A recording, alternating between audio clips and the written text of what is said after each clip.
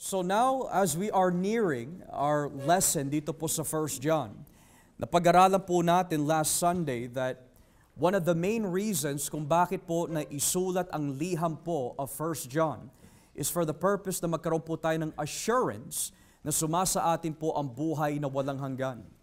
We have come to learn that there are many things that we need to be assured of. There are many things that we need to be certain of. Pero dito, napag-aralan po natin that if there is something that we must have certainty of, ang sabi po dito sa talatang 13, these things were written, so you who believe in the name of the Son of God, that you may know that you have eternal life. To which, sabi po sa wikang Tagalog, ito ay naisulat upang malaman ninyo na merong kayong buhay na walang hanggan. Napaka-importante po talaga mga kapatid na malaman po natin na sumasa atin po ang buhay na walang hanggan. Because talagang hindi na ho imposible, but rather the opposite. Posible na po talaga na pumasok po sa church in believing that one can be saved. But in reality, one is lost. And that is the reason why naisulat po ang unang Juan para magkaroon po ng kasiguraduhan na sumasa atin nga po ang buhay na walang hanggan. To which we have come to learn, ito po yung mga evidence, pruweba, katiyakan, na sumasa atin po ang buhay na walang hanggan. As we surveyed yung buong 1 John, na dito po natin natuklasan, that you will know that you have eternal life, number one, when you walk in the light of Christ. Ang sino man lumalakad sa liwanag ni Kristo, sumasa kanya ang Diyos. Pero ang nagsasabi, they know Christ, but walks in darkness, is a liar, and the truth is not in them. Furthermore, napag-aralan din po natin in chapter 2, ang mga nagsasabi na kilala nila si Kristo, but does not obey or do His commands, ay sinungaling. Dahil ang nagsasabing kilala niya ang Diyos, subalit ayaw niya sundin ang salita po ng Diyos. Ayaw po niya magpatawad. Ayaw po niya magpasakop sa salita po ng Diyos. Ayaw po niya sundin ang mga tuntunin ni Kristo. Kahit anong sabihin po niya that they believe in Christ, subalit, if their lives deny Christ through means of disobeying Him, sila po ay tinatawag po na salita ng Diyos bilang mga sinungaling. We have also come to learn that sumasa atin po ang buhay na walang hanggan if we do not love the world, neither the things that are in the world. To which we have come to know that yung salitang world na ginagamit po dito is not a reference to the people, it's not a reference to the planet, kundi yung sistema ng mundo. The lust of the flesh, the lust of the eyes, and the pride of life. Ang nagsasabi na siya po ay na kay Kristo, ang nagsasabi na sumasa kanya ang buhay na walang hanggan. Subalit, mahal niya ang mundo. Ayaw niya alisin ang kabunduhan sa kanyang buhay. Ayaw niyang iwasan yung mga bagay na maghahadlang sa kanyang paglilingkod sa Panginoon. Sabi po ng Biblia, siya po ay sinungaling. And we've also come to learn that if someone has eternal life in them, tatanggapin po nila na si Jesucristo ay Diyos na nagkatawang tao. Sapagkat marami mga reliyon in our world today, they believe in a Jesus, but it is not the Jesus of the Bible. Para sa mga Muslim, Jesus is nothing more than a prophet. Sa mga Jehovah's Witnesses, Jesus is nothing more than the first creation of God. Sa mga Mormons, Jesus is nothing more than a spirit being who is the brother of Satan and later on became God. So ang bawat reliyon, may mga kanya-kanyang paniniwala po yan patungkol po kay Kristo. But the Bible makes it explicitly clear na si Jesus po ang ikalawang persona ng banal na Trinidad. He is God in the flesh. He is perfect. He is holy. He is co-eternal, co-equal with God the Father and God the Holy Spirit. And lastly, napag-aralan po natin last week na alam ho natin na sumasa atin po ang buhay na walang hanggan kapag tayo po ay nagtatagumpay laban sa hamon ng mundo. Which is another way of saying, you will know that you have eternal life residing in you when you have been given by God the power to overcome your temptation, to overcome your sins, to overcome the works of the flesh. At ito po ay hindi ibinigay sa mga hindi mananampalataya. This victory, this promise was not given to those outside, but it was given to those who are in Christ. Kaya sabi po ng Biblia, kung itataas po natin ang basa sa talatang 4, in verse 4, if we read it again, sabi po dito, sapagkat ang bawat anak ng Diyos ay nagtatagumpay laban sa mundo, na pagtatagumpayan niya ito sa pamagitan ng pananampalataya. At sino ba nagtatagumpay laban sa mundo? Ang sumasampalataya na si Jesus ay anak ng Diyos. So who is given victory over sin? One might ask. It is not the unbeliever outside. It is not the religious individual that has no true relationship with Christ. But the Bible says, yung mga nagtatagumpay laban sa mundo are those na itinuring ng Diyos bilang mga anak niya. Who are they that has victory over the world? But those who are the children of God. And just to make things clear, may mga pananaw, tradisyon, paniniwala, pangangatwiran na sinasabi na ang lahat ng tao daw na nilikha ng Diyos ay anak ng Diyos. Now, sa Biblia, ito po yung tamang pananaw ho dito. Ang lahat ng nilalang ng Diyos are the creation or creatures of God. Pero hindi lahat ng nilalang ng Diyos ay mga anak ng Diyos. Sapagkat napakalino na itinuturo po ng ating salita, or which is the Word of God, which is the Word given to us, that ang mga taong naging anak ng Diyos ay yung mga nagsisi at sumampalataya kay Kristo. So pwede ho tayo pumasok sa iglesia and still not be children of God. Ang nagiging anak lamang po ng Diyos ay yung mga nagsisi, naglingkod, sumampalataya kay Kristo. At sa kanila ibinigyan yung karapatang maging anak ng Diyos upang magwagi laban sa tukso at hamon ng mundo. So yan po yung mga bagay na napag-aralan po natin last Sunday. Pero what we're about to learn this afternoon ay tumutukoy po sa panalangin. Ano po ba yung tamang panalangin? At ano po yung mga panalangin na hindi na dapat po natin gawin? Who should we be praying for? And who are they that we should not be praying for? Yan yung mga bagay na dapat po natin pag-aralan po nitong hapon dahil po ito ay konektado sa ating tinalakay last Sunday.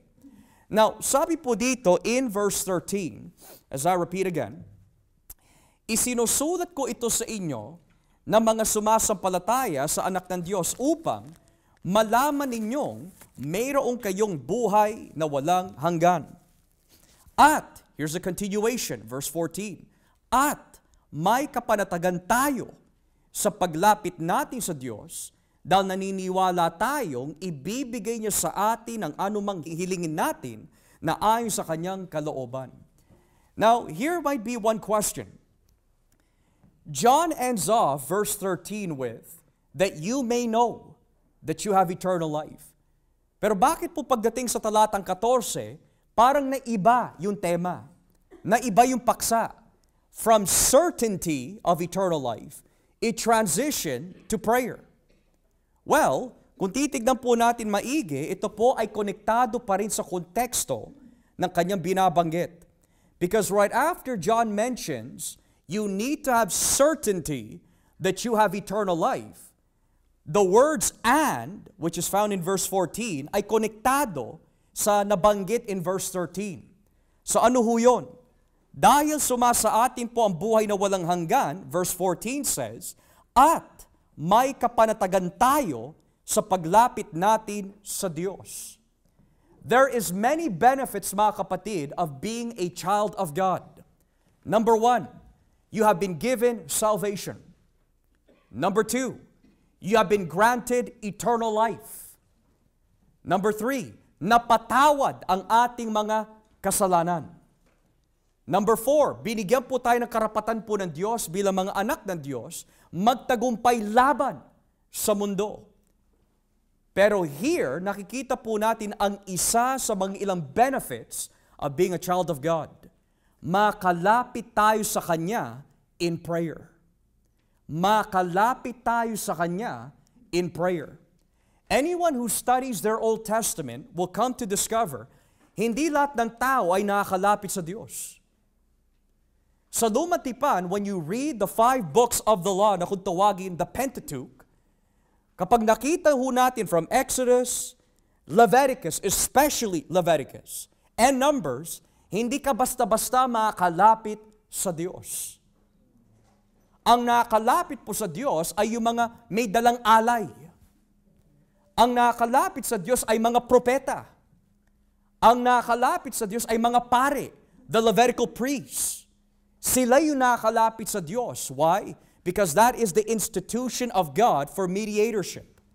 Subalit, pagdating po natin sa Bagong Tipan, you do not have to be a Levite or a prophet upang ikaw ay makalapit sa Diyos. Dahil yung karapatan na makalapit sa Diyos ay ibinigay na sa mga anak ng Diyos. So you don't have to be a pastor to be able to have access to God. You don't have to be a deacon to have access to God. Pero sabi ng Biblia, you must be in Christ in order to have access to God. At yan ang benefits na binibigay po sa atin ng Biblia.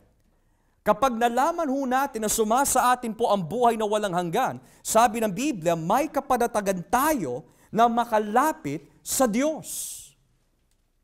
That is the confidence. In English, this is the confidence that we have in approaching God. That if we ask anything according to His will, He hears us. Napakalinaw. Ano po yung confidence na yon? 2 things. Dahil sumasa atin po si Kristo, makalapit po tayo sa Diyos Ama. At dahil makalapit po tayo sa Ama, ang sabi ng Biblia, anything that we ask that is accordance or in accordance with His will, sasagutin ng Panginoon ang ating mga panalangin. Oftentimes, ang pananaw po ng tao is, you don't have to be in Christ, you can speak to God, and God is obligated to answer your prayers. Why? Because intellectually, you believe in God. Pero sa Biblia, mga kapatid, hindi po ganun ang Diyos. God is not a genie that you rub the Bible 3 times and He will give you whatever you want. Pero sabi ng Biblia, kaya ho tayo may karapatan na makalapit sa Diyos. Dahil tayo po ay binigyan po ng Diyos ng pribileyo bilang mga anak ho niya na makalapit sa Kanya. Now the question might be, bakit po tayo nagkaroon ng confidence? Dahil naniniwala tayong ibibigay niya sa atin ang anumang hilingin natin na ayon sa Kanyang kalooban. When we read a passage like this, minsan we only stop at ibibigay niya ang anumang kahilingan natin. But we don't read the rest, na ayon sa Kanyang kalooban. Sometimes we ask God, Lord, can you please provide me a super enormous house? Specifically around $800,000, Panginoon. Hindi niya ibibigay sa atin yun. Lord, may you grant me a really nice sports car. Lamborghini sana, Panginoon. Gallardo. Hindi niya ibibigay yun. Why? Well, let's go further. For those looking for a relationship, Panginoon, bigyan niyo po ako ng isang guwapo. O Panginoon, bigyan niyo po ako ng isang maganda. Matalino, mayaman. Masikaso, maganda trabaho. Now, they can be asking for the practical things, pero kung yung hinihiling ho natin ay hindi tumutugma sa kalooban ng Diyos, hindi ibibigay ng Panginoon ang ating mga kahilingan. Dito ho natin makikita mamaya, may mga panalangin na sasagutin ng Diyos. Pero may mga panalangin na hindi niya sasagutin. There are people that we should be praying for. But you will see later, there are also people that you should no longer be praying for. Makikita ho natin yan mamaya. So then, the question might be, ano po yung mga kahilingan na tama? Well, unang-una, ang kahilingan po na tama is modified by that key word, His will. Kung ano yung ayon sa Kanyang kalooban. Ano po ba ang kalooban ng Diyos? What is the will of God? Might be the question. Well, in order for us to know the will of God, kailangan suriin, basahin ang Biblia. Ang magandang prayer or model prayer na makikita ho natin that shows us the proper way of praying is found in Matthew chapter 6. Basahin po natin sa Mateo kapitulo 6. Matthew chapter 6, beginning at verse 9. Matthew chapter 6, beginning at verse 9. Now, marami ho sa atin, maari, pamilyar po tayo sa ganitong klaseng panalangin. Pero himayin po natin maigi. Matthew 6, verse 9. Kaya, manalangin kayo ng katulad nito. Number 1, Ama naming nasa langit, sambahin nawa kayo ng mga tao. Naway magsimula na ang iyong paghahari at masunod ang iyong kalooban dito sa lupa tulad ng sa langit. Bigyan niyo po kami ng aming pagkain sa araw-araw. Patawarin niyo kami sa aming mga kasalanan, tulad ng pagpapatawad namin sa mga nagkasala sa amin. At huwag niyo kaming hayaang matukso, kundi iligtas niyo po kami kay Satanas. Ito po ay madalas po natin nire-recite over and over again. Our Father who art in heaven, hallowed be thy name. Thy kingdom come, thy will be done. As done here on earth shall it be done also in heaven. Give us this day our daily bread, and etc. Pero kapag pinag-aralan maigi ang bawat seksyon ng mga panalangin na ito po ay nahuhulog sa mga ilang kategorya. Number 1, Ama naming nasa langit, sambahin nawa kayo ng mga tao. This is a prayer of reverence. Di ba minsan kapag tayo po'y nananalangin, when we wake up in the morning, Panginoon, can you give me this? Can you give me that? Can you bless me with this? Can you protect me from that? Can you give me strength in my body? Etc., etc. Puro tayo hingi. Hiling po tayo ng hiling. Pero Jesus says, when you speak and when you pray, recognize who you're speaking to. Prayer of recognition. Sinasabi po ba natin when we wake up in the morning, Panginoon, dakila ang iyong pangalan. You are holy. Thank you for granting me another day to live. You are a righteous and holy God. Or, paggising po natin ng umaga, Lord, bigyan niyo po ako ng ganito, bigyan niyo po ako ng ganyan. So now, God becomes a genie. Hindi dapat mawala yung paggalang at respeto sa Diyos. Pangalawa, naway magsimula na ang iyong paghahari at masunod ang iyong kalooban dito sa lupa tulad ng sa langit. Your kingdom come, your will be done, on earth as it is in heaven. What does that mean? Prayer of submission. That means that paggising pa lang ho natin sa umaga, or binigyan po tayo ng karapatan ng Diyos na makipag-usap po sa Kanya, hinihingi na po agad natin sa Panginoon, Lord, may I submit to the perfect will of God. Alam niyo po ba ang bunga ng bawat kasalanan na nagagawa ho natin?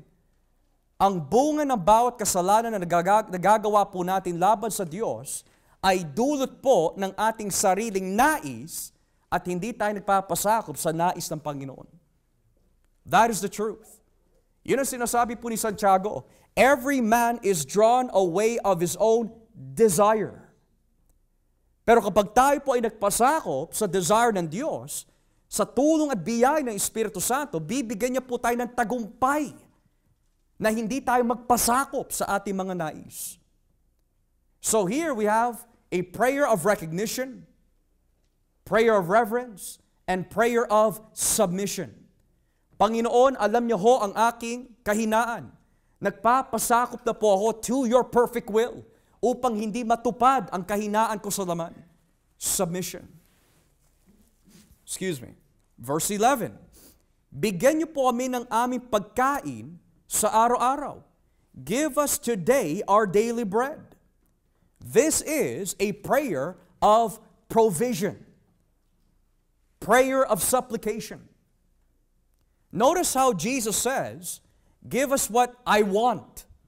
Ang sabi niya, give us this day our daily bread. Hindi lang po ito limitado lamang po mga kapatid sa pagkain sa pisikal. But most importantly, pagkain sa espiritual. Panginoon, ano po ba yung kailangan ko? Ibigay niyo ho sa akin yan mula sa iyong mga salita. Minsan we ask the question, what is God's will? Ano po ba ang kalooban ng Diyos? You will never know the will of God for your life unless you read the Bible. We can think of God's will through our own imagination, pero hindi yung tutugma sa Biblia. In order to know the will of God, you need to read the Bible. The Bible gives you the mind of Christ. The Bible gives you the mind of God. Kaya nga sabi po ng psalmist, Thy word have I kept in my heart that I may not sin against you. Dahil alam niya yung kalooban ng Diyos. And in your word is where I delight day and night, in which I meditate day and night. Dahil naroon ang kalooban ng Diyos. So when we wake up in the morning, when we are talking to God in prayer, hindi yung Panginoon yung gusto ko ang masunod. Bigyan niyo po kami yung nararapat. Now here's what's interesting. If you read quickly with me in Proverbs 30, this is something that should be taken into great consideration when we pray. Proverbs chapter 30, and let us begin here in verse 7. And then babalikan po natin yung Matthew 6. Proverbs 30, verse 7. Panginoon, may dalawang bagay akong hinihiling sa inyo. Kung maaari, ibigay niyo ito sa akin bago ako mamatay. Una, tulungan niyo ako na huwag magsinungaling. Pangalawa, huwag niyo akong payamanin o pahirapan. Sa halip, bigyan niyo lamang ako ng sapat para sa aking mga pangangailangan. Dahil kung yumaman ako, baka sabihin ko, hindi ko na kayo kailangan. At kung ako naman ay maghirap, baka matuto akong magnakaw at mailagay ko kayo sa kahihiyan. Yan ang isang maka-Kristo at maka-Diyos na panalangin. Don't give me too much, lest I forget you. And don't give me too less, lest I curse you. In other words, give me exactly what I need. Yan ang panalangin ng maraming tao minsan eh. Payamanin niyo po ako, O Diyos, payamanin niyo ako. Pero if God were to give you what you wanted, sigurado makakalimutan natin ang Diyos. Minsan nasasabi natin, Panginoon, bakit po ganun yung mga ibang taong yayaman pero tayo ho hindi? Well, here's something that we need to ask as well. Ano ba ang meron sila na hindi maibibigay ni Kristo? They may have money, yes. But if they don't have eternal life, they will perish with their money. Pwede po natin maranasan ang buong daigdig. But Jesus made it very clear, what shall it profit a man if he gains the whole world and loses their own soul? Milyonaryo ka nga, impyerno naman baksak mo, wala rin. One preacher says, you can purchase the greatest lawyer to get you out of jail, but it only takes the blood of Jesus to get you out of hell. That is a powerful statement. Yan ang takbo ng ating mundo, mga kapatid. Naka-focus lahat sa materials. Do what makes you happy. Do whatever your heart tells you to do. People who say that, if they've read the Bible, they would never come to that conclusion. Dahil ang puso ay madaya. That is the reason why the Bible says, bigyan niyo po kami ng aming pagkain sa araw-araw. So we can be content. Ang taong hindi kontento ay isang taong hindi marunong magpasalamat sa Diyos. Are you content, mga kapatid? Maraming tao nababaon sa utang because they're not content. Maraming tao nahuhulog sa bisyo, sa pagsusugal because they're not content. Maraming tao nahuhulog sa pangangalunya because they're not content. Maraming tao mahilig maging ambitious na walang kinalaman kay Kristo because they are not content. But if we ask God this prayer, give us this day our daily bread, magiging kontento ho tayo. Then sinabi po ng ating Panginoon, patawarin niyo kami sa aming mga kasalanan, tulad ng pagpapatawad namin sa mga nagkasala sa amin. Forgive us our debts as we also forgive our debtors. What does that mean? This is a prayer of confession. Hindi lang ho tayo humihingi ng tawad, but we're asking God, Lord, I'm seeking you for forgiveness, but may you also give me the grace to forgive those who have wronged me. Maraming tao magaling. Magaling ho tayo humingi sa Diyos, Lord, forgive me, forgive me. But when God tells us to forgive those who have wronged us, ayaw natin gawin. Nagkikingkim tayo. Nagtatanim po tayo ng sama ng loob. Ang galing natin lumapit sa Diyos, Lord, patawarin niyo po sa lahat ng nagawa kong kasalanan. Pero kapag tayo na ang inatasan po ng Panginoon na magpatawad ka, ayaw nating gawin. And the reason, kasi masakit yung ginawa niya laban sa akin. Now that actually puts you on a first premise. Premise 1, I am more important than what I actually think about myself. Importante tayo sa harapan ng Diyos. But we are not more important than the Word of God. Minsan naiisip natin, hindi mo alam yung ginawa niyo sa akin. Ikaw, yung ginawa mo sa Diyos. Hindi ba natin naisip yon? Well, hindi mo alam yung masasakit na ginawa niya laban sa akin noon-noon pa. Ikaw ba, kapatid, nung ikaw ay humingi ng tawad sa Diyos, did not Christ forgive you for every single drop of sin that you've ever committed? So notice how Jesus does not separate the prayer of confession with application. Ano po yung application dito? That we may forgive those who have done us wrong. Lastly, at huwag niyo kaming hayaang matukso, kundi iligtas niyo po kami kay Satanas. Prayer of preservation. Lord, ingatan niyo po ako nitong araw. Huwag niyo po hayaan na ako'y mahulog sa aking kasalanan. Huwag niyo po hayaan na ako'y manghina. Huwag niyo po hayaan na ako'y ma-discourage. Pagdudahan ko ang iyong mga pangako. But protect my mind. Protect my heart. Na hindi ako magkasala sa inyo. Now, kung titignan po natin yung mga kategorya na ating binasa po ngayon, ganyan po ba tayo manalangin? Or do we say, Lord, bless me. Strengthen me. Amen. Or are we forgetting, Father, you are holy. Father, let your will be done. Father, grant me this day whatever is necessary that I must take in from your word. Father, help me forgive those who have wronged me. Father, preserve me from the evil one. Preserve me from temptation.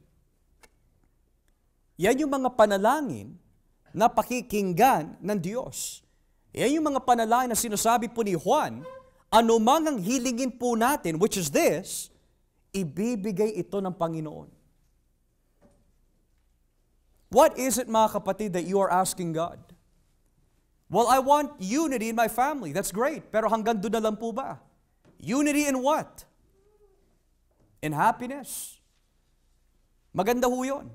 Pero most importantly, ang dapat ho natin ipanalangin, Lord, I want to have unity in my family for Christ. Aanin mo ang saya. Saya cannot save. As happy as a family can be, and how blessed that is to be in a happy family, pero happiness without Christ, impyerno pa rin ang ating baksak. Pangalawa, we sometimes pray for good health. That's great. Pero darating at darating po ang panahon na babawian po tayo ng buhay.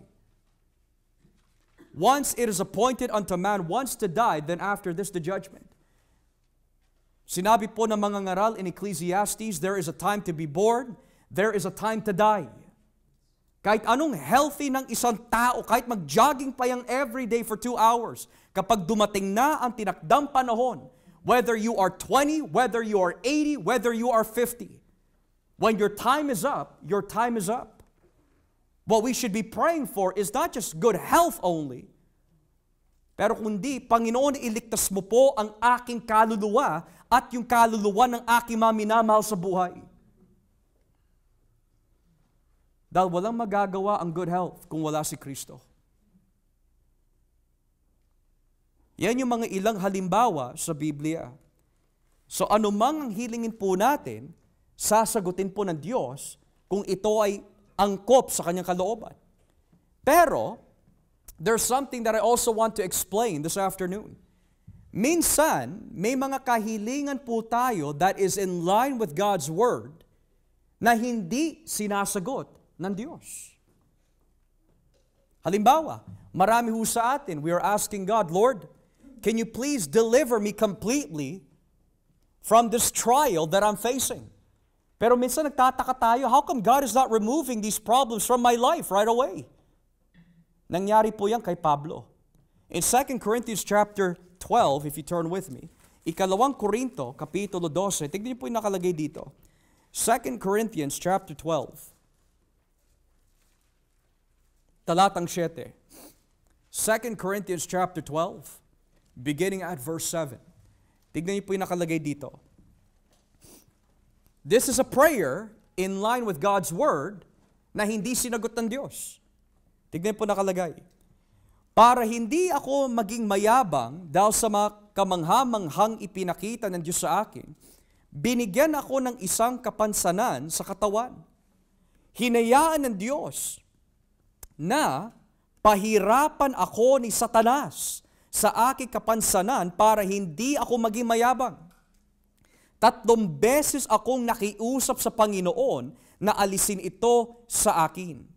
Ngunit sinabi ng Panginoon sa akin, sapat na sa iyo ang aking biyaya, dahil ang kapangyarihan ko'y nakikita sa iyong kahinaan. Minsan we ask God, Lord, why do I have cancer? Lord, why do I have arthritis? Naglilingkod naman po ako sa inyo, Lord, why do I have gout? Lord, bakit ito nangyayari sa aking pamilya? Why do we have a financial drought? Bakit ganito?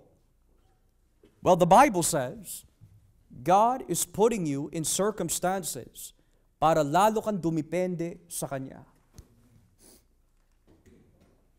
Kasi kung hindi ka bibigyan ng kahirapan po ng Diyos, hindi mo malalaman kung paano po magpakumbaba sa Kanyang harapan. At hindi mo rin malalaman kung tunay nga ang iyong pananampalataya. Maraming tao magaling magpasalamat sa Diyos kapag walang problema. Ganun ho tayo eh. Pero kapag nandyan ay trahedya, sinasantabi na natin ang Panginoon, kinakalimutan na natin ang Panginoon, nagtatampo tayo sa Panginoon, is because God wants to see our faithfulness, both in the good and in the bad. So may mga bagay na hinihiling po natin that is in line with Scripture, but at the present moment, God will not answer it because He wants to give us a lesson. Furthermore, may mga panalangin naman na makikita po natin sa Biblia, mga kapatid. Tulad po ni Kristo, He prayed na mawala po yung kahirapan sa Kanya, pero hindi pinintulutan ng Diyos Ama. Matthew chapter 26, Mateo 26. Matthew 26, beginning at verse 39. Matthew 26, verse 39. Tignan niyo po yung nakalagay dito. Lumayo siya ng kaonte at lumuhod at nanalangin. Ama ko, kung maaari po ay ilayo niyo sa akin ang mga paghihirap na darating. Ngunit hindi ang kalooban ko ang masunod, kundi ang kalooban ninyo. My Father, if it is possible, may this cup be taken from me, yet not as I will, but as you will. This is the prayer of Christ. Jesus prayed that He would no longer suffer, but God the Father did not permit it. He still went to the cross. He still died on the cross of Calvary. So may mga panalangin na hinihiling po natin sa Panginoon na hindi niya po sinasagot, bagamat ito po ay tumutugma naman sa kanyang mga salita. Is because Christ and God has a purpose. Now, Here's one question one might ask. What would have happened if God the Father answered the prayer of Jesus? Wag mo na ako pahirapan. What would happen? There would be no forgiveness of sins. Hindi mapapatawad ang ating mga kasalanan. So ang Diyos ay matalino. He answers prayer, and He doesn't answer prayer not because He doesn't care, but because it's not in line with His plan. Kung naniniwala po tayo na ang plano po ng Diyos ay mas mabuti kaysa sa atin at mas matalino kaysa sa atin, this is where we must trust God. So if God the Father answered the prayer of Jesus, okay, I won't allow you to go to the cross. What would be the consequence? Wala kahit isa sa atin ay mababago at mapapatawad at maliligtas. But look what Jesus says. Not as I will, but as thy will be done. Now, pagdating naman po sa 1 John, if we go back, let's look at the negative side. May mga bagay that God will not answer. There are prayers that God will certainly not answer regardless of who that individual is. 1 John 5:16. Kung nakikita ninyo ang iyong kapatid kay Kristo na gumagawa ng kasalanang hindi hahantong sa espiritual na kamatayan, ipanalangin niyo siya at bigyan siya ng Diyos ng buhay. Ito ay para lang sa mga nakagawa ng kasalanang hindi hahantong sa espiritual na kamatayan. May mga kasalanang nagdudulot ng espiritual na kamatayan. Hindi ko sinasabing ipanalangin ninyo ang mga tao na kagawa ng gaytong kasalanan. So now, here's another question we might ask.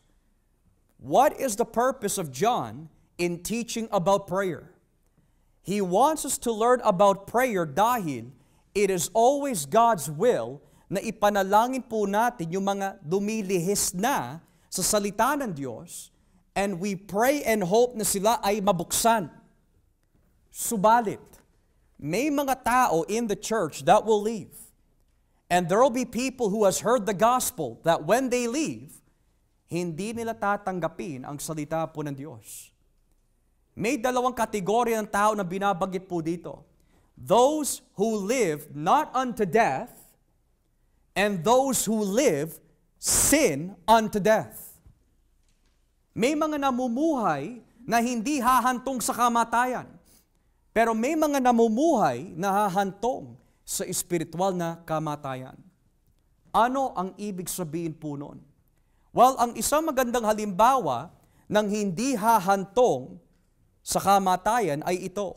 May mga kasalanan na masasabi po natin na maliligtas po ang tao kung siya'y magsisisi. Yun ang kasalanan na hindi hahantog sa kamatayan. Pero may mga tao that after you've told them 1,000,000 times, they must repent of their sin, their lifestyle is against Christ, they must trust in Jesus, and yet they don't want to accept what you have to say. This is what the Bible talks about. They are living lives that is going to lead from sin unto death. So ano po yung sin not unto death? Let's go to the book of James chapter 5. Santiago kapitulo 5. James chapter 5. James chapter 5 verse 19. James 5 verse 19. Ito po yung kasalanan na hindi hahantong sa kamatayan. Mga kapatid, kung nalilihis sa katotohanan ang isa sa inyo at may nakapagbalik sa kanya sa tamang landas, dapat ninyong malaman na ang nagbalik sa isang makasalanan mula sa kanya masamang pamumuhay ay nagliligtas ng kaluluwa ng taong iyon sa kamatayan at magdudulot ng kapatawaran ng maraming kasalanan. My brothers and sisters, if one of you should wander from the truth, and someone should bring that person back, remember this: whoever turns a sinner from the error of their way will save them from death and cover over a multitude of sins. What does that mean? Bring them back to the truth. The truth of Christ, the truth of Jesus, the truth of the gospel. Ito po yung halimbawa. Let's say, for example, may isa ho sa atin, you leave the church. You no longer want to believe in Christ. Now there's four of us in this church who are reaching out to you. Sister, repent of your sins. Come to Jesus while there's hope.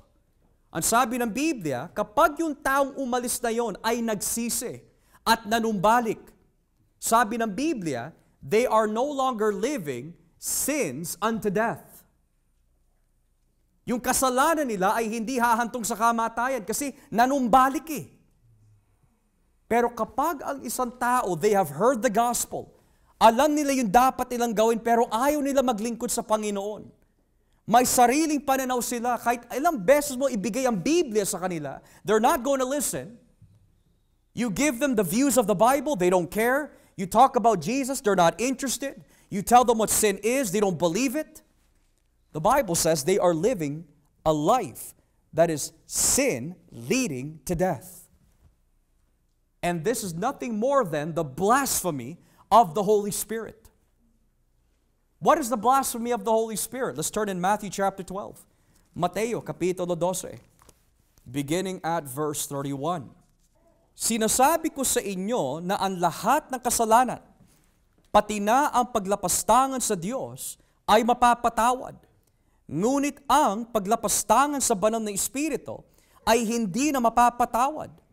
Ang sino man magsalita na masama laban sa akin na anak ng tao ay mapapatawad.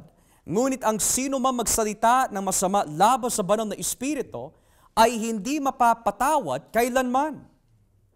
In English, and so I tell you, every kind of sin and slander can be forgiven, but blasphemy against the Spirit will not be forgiven. Anyone who speaks a word against the Son of Man will be forgiven. But anyone who speaks against the Holy Spirit will not be forgiven, either in this age or in the age to come. Now what does that mean? It means, ito po yung blasphemy of the Holy Spirit. You have heard the Word. You have read the Word. Naipakita na po ng Diyos Espiritu Santo ang lahat ng pruweba at ebidensya na kailangan maibulgar. And yet, in the midst at sa kabila ng lahat na narinig, nakita, nabasa, nasaksihan, at hindi pa rin sumampalataya, wala na po kapatawaran yon. So I'll give you an example. When Jesus said this, what was the context? The Pharisees saw the miracles. The Pharisees heard the gospel. The Pharisees heard the truth. At sa kabila na kanilang narinig, nasaksihan, hindi pa rin sila sumampalataya, but they said, the words of Christ, the miracles of Christ have come from the devil, sabi po ni Jesus. There's no more forgiveness of sins for that type of person. Kasi they've rejected every possible light of truth that remains. Yun ang tao na hindi mapapatawad ng Diyos. Minsan naiisip natin lahat ng tao kayang patawarin ng Diyos. Yes, but also no. Yung taong ayaw patawarin ng Diyos ay hindi yung taong hindi niya kayang patawarin, kundi yung tao ayaw magsisi. Yung taong ayaw makinig, yun ang taong hindi maililigtas ng Diyos. Why? Because they're committing the blasphemy of the Holy Spirit. Posible po ba sa isang tao na uma-attend ng church to commit the blasphemy of the Holy Spirit? Absolutely. You hear, but you don't do. You don't obey. You don't listen. May sarili ka pananaw. That's the blasphemy of the Holy Spirit. If we think we can get to heaven on our own terms, you are deceiving yourself. You know how stupid it is to believe and think that you can go to heaven through your own terms? Imagine me knocking at your house. Hi there. I'm going to live at your house for the rest of my life. I don't even know you. It doesn't matter. Kanya-kanya paniniwala yan. I don't know you. I'm sorry. It doesn't matter. I'm a good person. Let me in. Again, I don't know you. It doesn't matter. Let me in. I'm a good person. I pay my taxes. Let me in your house. So, syempre, the normal response of any person with common sense would say, no, I don't know you. I don't care if you're a good person. I don't know you. We don't have a relationship. Why would I let you in the house? This is my house, my rules. You can't just enter and do whatever you want. Ganyan ang pananaw ng maraming tao. Akala nila papasok sila sa langit sa kanilang sariling patakaran. Pero nakakalimutan natin, may patakaran ang Diyos. That's what people forget. That is what Jesus is saying here. You've rejected every single possible truth there is. Hindi ka na patatawarin ng Diyos. Kasi ayaw mo tanggapin eh. Ang tigas ng ulo mo, mas marunong ka pa sa Biblia. Mas marunong ka pa sa Diyos. May sariling ka pananaw, hindi ka patatawarin ng Diyos kahit lumuhod ka pa, kahit umiyak ka pa, hanggat hindi ka nagsisisi at tinatanggap sa iyong sarili, kailangan mo si Jesus. And you are a sinner in need of Christ. Hindi ka niya patatawarin. Hindi makapagliligtas ang iyak. Hindi makapagliligtas ang pag-iikapo. Ang makapagliligtas ay ang pusong handang magpakumbaba at maglingkod kay Kristo. Furthermore, the people that Christ will not forgive are those who not only heard everything, but experienced everything. Hebrews chapter 6. Hebreo kapitulo 6. Beginning at verse 4. Hebreo 6, talatang 4. Look what it says here. Hebrews 6, verse 4. Sabi po ng Biblia, upang hindi natin siya talikuran, sapagkat kung tatalikuran ng isang tao ang Diyos, hindi na siya mapagsisisi at mapapanumbalik pa sa Diyos. Naliwanagan na ang pag-iisip niya, nakatikim na ng mga biyaya mula sa langit, tumanggap ng banal na Espiritu, nakatikim ng kabutihan dulot ng salita ng Diyos, nakadama na ng kapangyarihan ihahayag sa huling araw. Pagkatapos, kung tumalikod pa rin siya sa Diyos, hindi na siya mapagsisisi at mapapanumbalik sa Diyos dahil para na rin ipinakong muli sa krus at dinala sa kahihiyan ang anak ng Diyos. What does that mean? They've heard, they've experienced, they've witnessed. There's no more excuse for them. And yet, sa kabila na kanilang naranasan at napakinggan at nakita, at sa huli, ayaw pa rin nila tanggapin ang salita ng Diyos. Wala na pang ibang alay na maibibigay ang Diyos para sila'y mapatawad. Because they've rejected the only means of salvation. So then, babalik na po tayo doon sa katanungan. Who are the people that we as a church should no longer be praying for? Yan po ay mabigat na katanungan. Teka lang, di ba sinasabi ng Biblia, pray for all men? Yes. Sa ibang konteksto. Pero may binabanggit po ang Biblia, may mga tao rin na hindi na dapat pinapanalangin pa. At sino po yung mga taong yon? Hindi yung mga tao sa labas. We need to pray that they would come to Christ. Pero yung mga taong nakarinig na ayaw makinig, sabi ng Biblia, huwag mo na ipanalangin yung mga matitigas na ulo. Yun ang sinasabi ng Biblia. Now, it's interesting because in the Old Testament, yung Diyos na lumang tipan, siya rin ang Diyos ng bagong tipan eh. Makikita po natin in Jeremiah, kung atin po babasahin. Turn your Bibles with me in the book of Jeremiah. Jeremiah chapter 7, Jeremias kapitulo 7, verse 16. Jeremiah chapter 7, verse 16. May mga tao na hindi na dapat pinapanalangin pa, lalo na when they hear already the Word of God. Verse 16. Kaya Jeremias, huwag kang mananalangin para sa mga taong ito. Huwag kang magmamakaawa o humiling sa akin para sa kanila, dahil hindi kita papakinggan. Hindi mo ba nakikita ang ginagawa sa bayan ng Huda at sa mga lansangan ng Jerusalem? Ang mga kabataan ay nangangapoy, ang mga ama ay nagpapaningas ng apoy, Ang mga babae ay nagmamasa ng harina para gawin tinapay para sa reyna ng langit. God is saying to Jeremiah, don't pray for these people who have heard my word but is going back to idolatry. Moreover, Jeremiah chapter 11, Jeremias kapitulo 11, talatang 14, Jeremiah 11 verse 14. Look what it says here. Kaya Jeremias, huwag ka nang mananalangin para sa mga taong ito. Huwag ka nang magmamakaawa sa akin para sa kanila dahil hindi ko sila sasagutin kung tatawag sila sa akin sa oras ng paghihirap nila. This is God saying this to the prophet.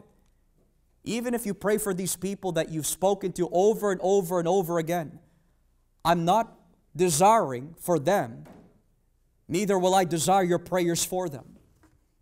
Wag mo silang ipapanalangin.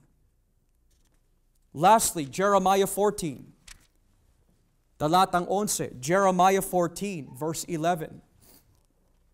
Sabi po dito, pagkatapos sinabi sa akin ng Panginoon, huwag kang mananalangin para sa kabutihan ng mga taong ito. Kahit mag-ayuno pa sila, hindi ko diringgin ang panghingi nila ng tulong sa akin.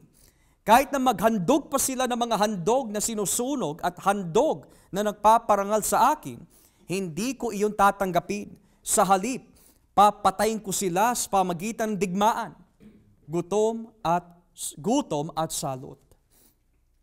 3 beses sinabi po ng propeta, don't pray for them.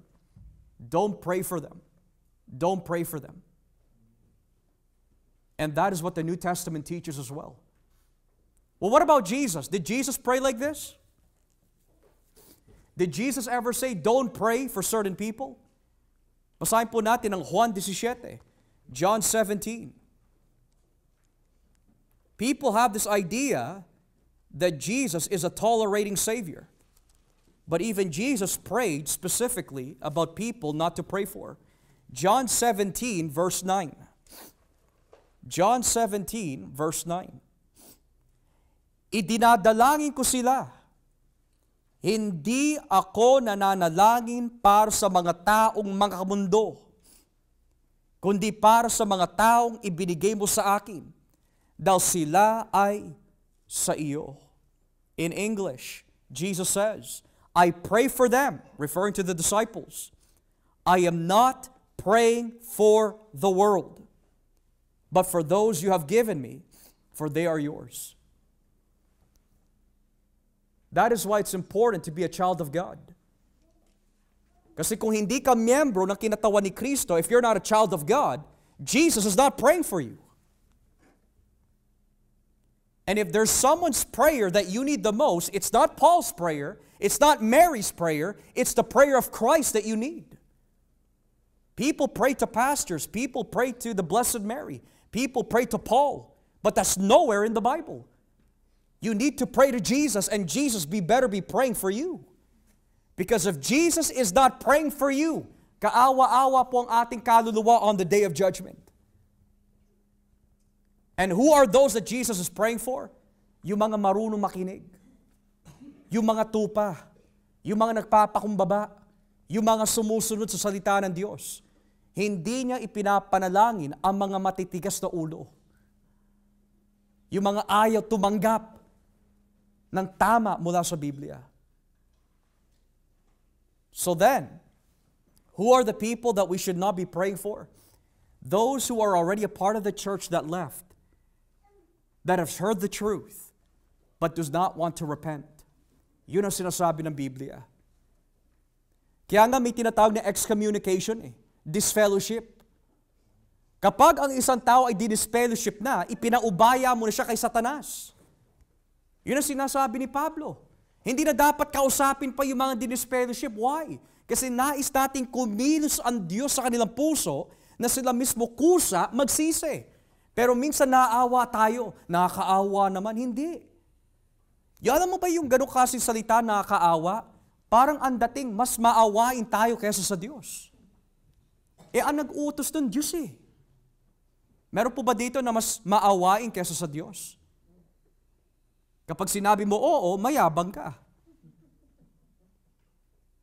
Walang mas maawain kaysa po sa Diyos.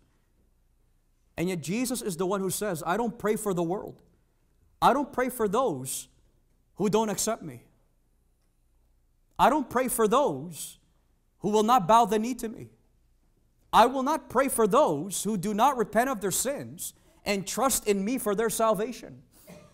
Jesus will only pray for those who are His. So kapag may umalis sa church at ginawa na natin lahat to bring them to repentance at ayaw pa rin nila makinig, sabi ng Biblia, wag mo na ipapanalangin yung taong yan. Matigas ang ulo eh, wag mo na ipanalangin. At ipaparanas ng Diyos sa kanya ang isa matinding palo that we hope and pray na makalapit na siya sa Panginoon. That is the sin unto death. Before we come to a close, may nagtanong sa akin, Pastor, are there levels of punishment in the Bible? Yes. Sabi po sa Lucas, very clear in chapter 12, I'll just cite it to you. Sa Lucas 12, nakalagay doon, sa mga taong hindi nakaalam ng kalooban ng kanyang Panginoon, sila'y pinarusahan pero hindi kasintindi ng parusa na naranasan ng mga taong nakaalam ng kalooban ng Diyos. So who will receive the more severe punishment? It's not those who haven't heard, but those who have heard. God forbid, if pastor ay titiwalag, napakatindi ng parusa ng Diyos sa akin. Dahil lahat ng binitawan ko, kinain ko lang. Kung tayo, marami tayong alam sa Biblia, pananagutan po natin yon. The more we know, the more you hear, but the more you reject, the more you will face severe punishment from Christ. That's why Jesus says in John 12:48, the words that I tell you will be the same words that will judge you on the last day. So sino po yung mga taong dapat ipanalangin? Yung mga taong hindi hahantong sa kamatayan. Yung mga maagapan pa. Yung mga magsisisi at makikinig. Pero yung mga taong kahit pagsabihan mo na ilang beses, ayaw makinig. Magaling pa mga tuwiran. Yan yung mga taong hindi na dapat pinapanalangin. Dahil hindi ganon ang ugali ng tupa. Kaawa-awa yung kaluluwa ng taong yun. Because they've heard, they've seen, they've read, but they don't want to repent. Are there any of us right now this afternoon that's living a sin unto death? Which means you won't want to let go of your sin. You don't want to let go of your sin because you love it. Some of us may be living in homosexuality. God designed you as a biological male. Others were designed as biological females. But you don't want to let go of sin. Or some of us might be living in relationships outside of marriage. You can't tell me what to do. This is the culture I live in. This is what I want to do. This is how I want to live. You cannot tell me what to do. But God says the only relationship that He honors is between a male and a female in the context of marriage. Or maybe you have pride. Hindi ka mapagsabihan. May sariling pananaw ka. I will lead my own life. This is what I believe. Don't tell me what to do. I believe there's a God. That's between me and Him. But it may not be the God of the Bible you believe in, but the God in your own mind. What is the sin na ayaw po natin bitawan? Kung ikaw ay tupa ng Diyos, you are willing to let go of your sin and come to Christ. Pero kung hindi ka tupa ng Diyos, sabi ng Biblia, hahantong ka sa kamatayan. At kapag humantong ka na sa kamatayan, wala nang kapatawaran ng kasalanan. This is the message that people don't want to hear. But believe me, beloved, it is those who tell you the truth that love you the most. It is better to be hated for the truth, but it will get you to heaven, than to be loved with a lie that will send you to hell. My job is not to please you. My job is not to cater to you. My job is to love you by telling you the truth. Ito ang sinasabi ng Biblia. There is a way that will lead you to eternal life, and that way is Jesus. Will you bow the knee to Jesus Christ? Yan ang dapat po natin gawin, because the prayer that God answers is the prayer of a broken heart who is seeking Christ for forgiveness and wants to be a slave of Jesus.